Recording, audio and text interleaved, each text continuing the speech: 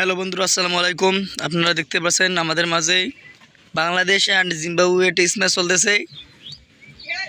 আপনারা দেখতে পাচ্ছেন এই সোয়ান টিভির পর্দায় মিনি ক্যামেরা, ছোট্ট ভয়েস। জানি না ভালো হয়েছে কি ভালো হয় নাই, তাও হালকা প্রচেষ্টা আপনাদেরকে দেখার জন্য। এবার আমাদের মাঝে বল করবে মোহাম্মদ আব্দুর রহমান মিয়া। তার বল দেখা যাক কি হয়। তিনি বল করার জন্য এগিয়ে গেলেন বল করলেন। মোহাম্মদ লম্বু ব্যাটার ঠেকে দিলেন।